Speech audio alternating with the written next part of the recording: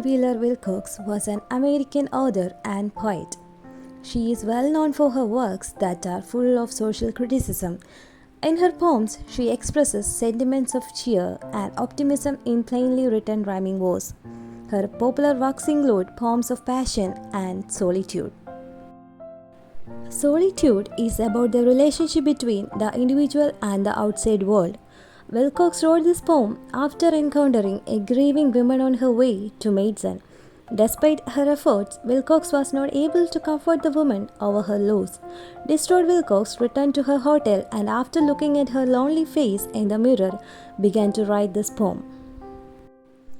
The context of the poem suggests that what follows is not a parade of moral platitudes but a series of choices. If you laugh, sing, rejoice, or feast, the world will be drawn to you. If you weep, sigh, fast, or grieve, the world will abandon you. The poem is neither an anthem of positive thinking nor a door account of existential loneliness. It is an invitation to move through the world with practicality and self-reliance.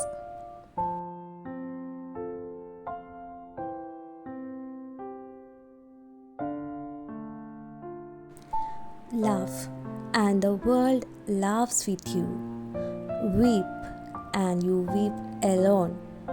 For the sad old earth must borrow its mirth, but has trouble enough of its own. Sing, and the hills will answer. Sigh, it is lost on the air.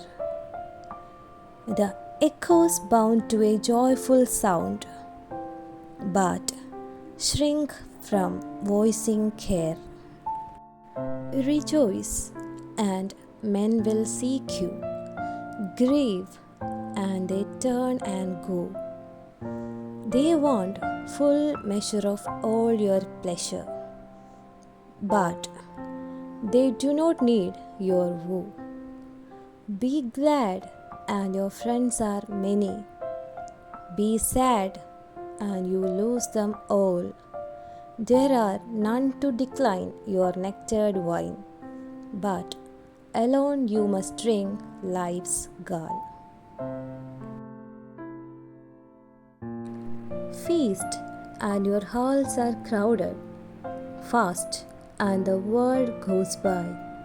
Succeed and give, and it helps you live. But no man can help you die.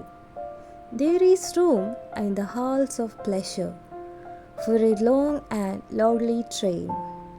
But one by one we must all file on through the narrow aisles of pain.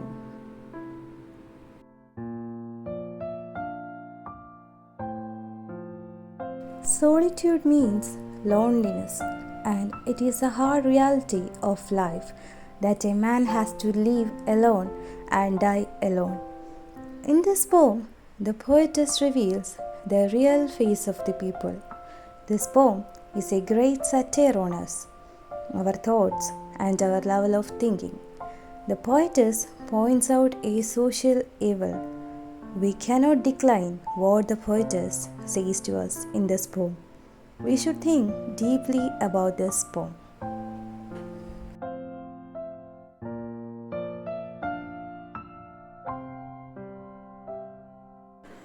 Personification: the attribution of a personal nature or human characteristics to something non-human, or the representation of an abstract quality in human form. For example, laugh, and the world laughs with you.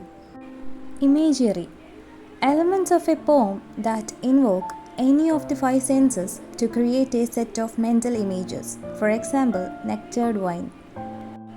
Metaphor: a metaphor is an imaginative way of describing something by referring to something else which is the same in a particular way.